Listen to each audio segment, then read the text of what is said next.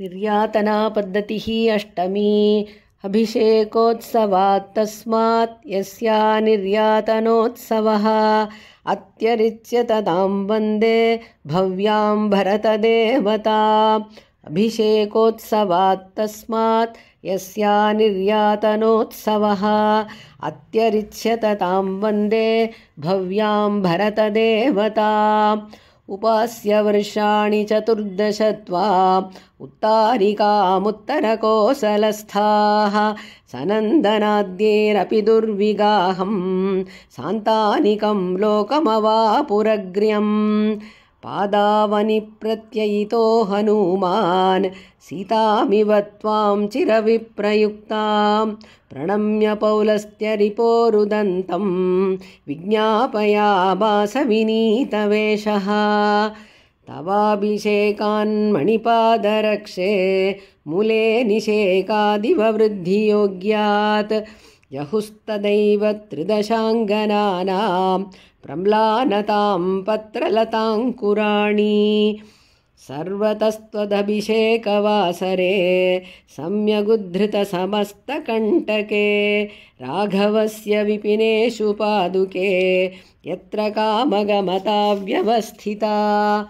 किं 14 वत्सरैः नित्यमेव मणिपादुके युवा पादयोस्त्रिभुवनाधिराजयोः यौवराज्यमधिगच्छतः स्वयं रामस्य राक्षसवधत्वरितस्य काले पादावनि प्रकटयन्निव पार्ष्णिगुप्तिम् आचित्रकूटमधिगम्य शशंस वार्ता अव्याहतस्त्वदभिषेकमृदङ्गनादः भद्राणि देवि जगतां प्रतिपादयिष्यन् प्रागेव येन भवतीं भरतोऽभ्यषिञ्चत् मन्ये कपीश्वरविभीषणयोर्यथावत् सन्तन्यते स्म तत एव किलाभिषेकः संविद्यमानतमसा सरयूपनीतैः संवर्धितस्तव शुभैरभिषेकतो यैः मन्ये बभूव जलधिर्मणिपादरक्षे रामास्त्रपावकशिखाभिरशोषणीयः पादावनि त्वदभिषेचनमङ्गलार्थं भेरीशतं वृषमताड्यत यत्प्रतीतैः आकर्ण्यतस्य सहसा तुमुलं निनादं लङ्काकवाटनयनानि निमीलितानि तापोद्गमस्त्वदभिषेकजलप्रवाहैः उत्सारितस्त्वरितमुत्तरकोसलेभ्यः लेभे चिराय रघुपुङ्गवपादरक्षे लङ्कावरोधसुदृशां हृदयेषु वासम् आवर्जितं विधिविदा मणिपादरक्षे पद्मासनप्रियसुतेन पुरोहितेन आसीन्निदानमभिषेकजलं त्वदीयं नक्तञ्चरप्रणयिनी नयनोदकानां देवि त्वया स्नपनसम्पदि संश्रुतायां दग्धे पुरे दशमुखस्य वलीमुखेन आसीततः प्रभृतिविश्वजनप्रतीतम् अद्योऽग्निरित्यवितथं वचनं मुनीनाम् आयोध्यकैस्त्वदभिषेकसमिद्धहर्षैः आत्मा पिता श्रुतिमो सुखं ननुते तदानीं रामस्य राक्षसशिरो लवनेऽप्यशाम्यन् येषां ध्वनिर्विजयशङ्खरवो बभूव प्रथयितुमभिषेकं पादुके तावकीनं दुरितशमनदक्षे दुन्दुभौ ताड्यमाने सपदि परिगृहीतं साध्वसं देवि नूनं दशवदनवधूनां दक्षिणैर्नेत्रकोशैः रघुपतिपदरक्षे रत्नपीठे यदा त्वाम् अखिलभुवनमान्यामभ्यषिञ्चन् वसिष्ठः दशमुखमहिषीभिर्देवि बाष्पायिताभिः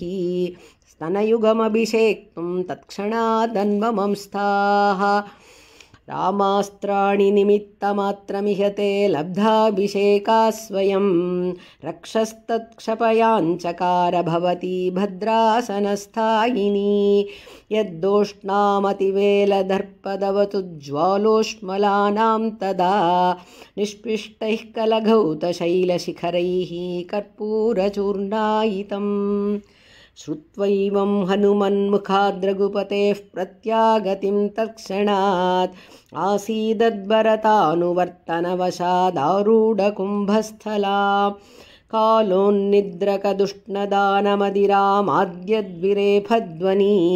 श्लाघाचाटुभिरस्तुतेव भवतीं शत्रुञ्जयः कुञ्जरः